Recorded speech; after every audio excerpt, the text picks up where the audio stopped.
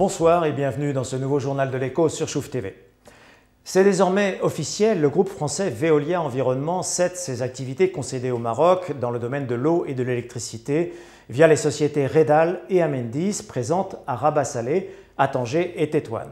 Une cession au profit du fonds d'investissement britannique Actis pour une valeur de 370 millions d'euros, soit un peu plus de 4 milliards de dirhams.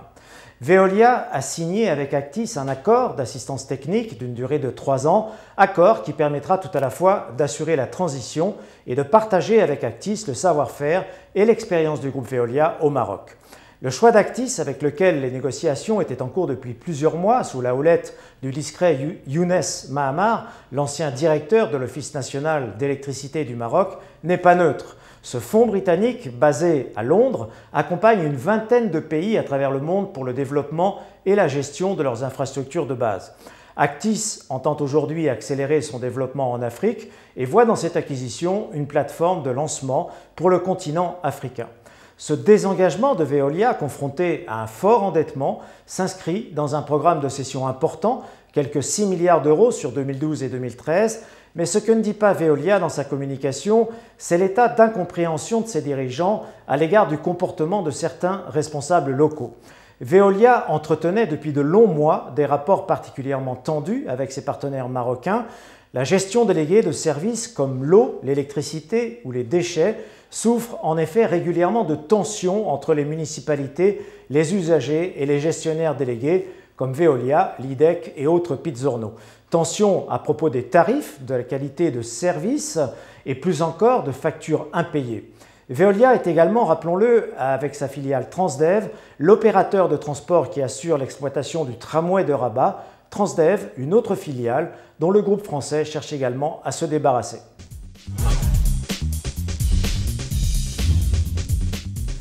Sur le front de l'emploi, la situation de nos voisins espagnols ne cesse de se dégrader.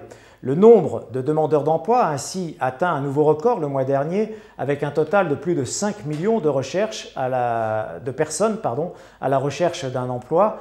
L'Espagne, avec laquelle le Maroc entretient des liens économiques étroits, est plongée depuis 4 ans dans la récession et ses habitants se voient soumis à un effort de rigueur sans précédent. Une situation qui n'est pas sans conséquences sur les flux migratoires. Plusieurs études révèlent ainsi que les Espagnols sont de plus en plus tentés, crise et chômage aidant, à franchir le détroit vers le Maroc. Cette vague d'immigration s'explique en partie, note un expert espagnol, par, je cite, le niveau de stabilité économique et des investissements étrangers dont jouit le royaume. De son côté, Béatrice Messa, chercheur à Rabat, relève que les Espagnols ouvriers, originaires notamment d'Andalousie ou nouveaux retraités, cherchent une nouvelle vie au Maroc en raison du coût de la vie et de la proximité géographique.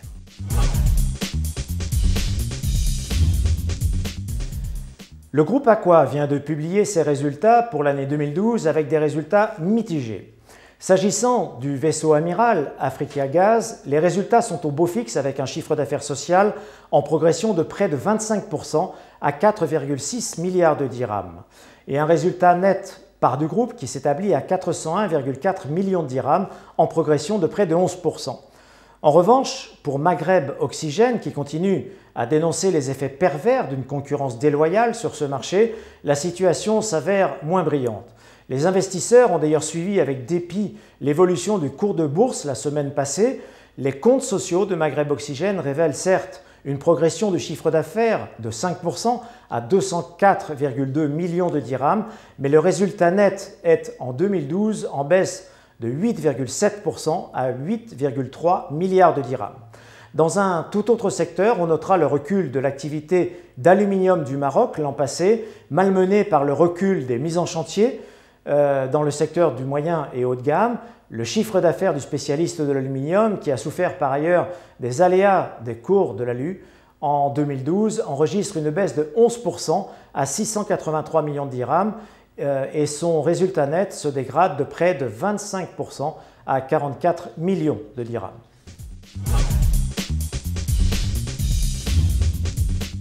Contrairement à l'Europe, le marché de l'automobile continue à bien se porter dans le Royaume. En 2012, ce sont ainsi 130 316 nouvelles voitures, toutes marques confondues, qui ont été immatriculées. soit une hausse de 16,3% par rapport à 2011. Pour cette année 2013, les prévisions des professionnels tablent sur 140 000 nouvelles immatriculations, dont près de la moitié pour la seule agglomération de Casablanca, pourtant déjà passablement saturée en termes de circulation automobile. En effet, en 2012, la capitale économique a accueilli un peu plus de 59 700 nouvelles voitures contre 51 000 un an plus tôt, soit une augmentation de plus de 17%. Pour l'année en cours, on s'attend à plus de 65 000 nouvelles immatriculations, à une condition toutefois, c'est que les 10 prochains mois soient nettement meilleurs que les seuls mois de janvier et de février qui ont enregistré une progression inférieure à 4% par rapport à 2012. L'impact du tramway sur les embouteillages kazaouis reste donc amplement à confirmer. Il faudra sans doute plusieurs années et vraisemblablement la mise en service de la seconde ligne de tramway avant que les habitants de Casa optent pour les transports en commun au détriment de leur automobile. Le gouvernement a célébré à sa façon la Journée de la femme vendredi dernier en annonçant la création d'un fonds spécialement dédié aux femmes qui souhaitent se lancer dans la création d'entreprises. Iliaki, c'est le nom de ce fonds, doit faciliter l'accès au financement pour tout projet d'investissement émanant de femmes chefs d'entreprise. Le montant du crédit pour des entreprises en création est garanti au maximum à 80%, ne pourra pas dépasser 1 million de dirhams. Une discrimination positive dont on ne sait s'il faut réellement se réjouir, à moins que le gouvernement ait relevé une frilosité importante des banques à appuyer les projets des femmes chefs d'entreprise. La bourse de Casa reste ce soir quasi stable, mais néanmoins à la baisse. Le Madex enregistre un recul de 0,08% à 7117,86 points et le Massi à moins 0,07% à 8752,60 points. Parmi les plus fortes hausses, on relève la Samir à près de 6% à 311 dirhams 60 et IB Maroc qui enregistre une hausse de 5,95% à 117 dirhams 60. À la baisse, en revanche, on relève Diak Salaf qui perd 10% ce lundi à 36 dirhams et Feni Brossette qui, après une belle semaine de hausse, fait l'objet de prise de bénéfices et termine ce lundi à moins 6% à 155 dirhams 10. Voilà, bonsoir à tous et rendez-vous demain à 18 h sur Chouf TV.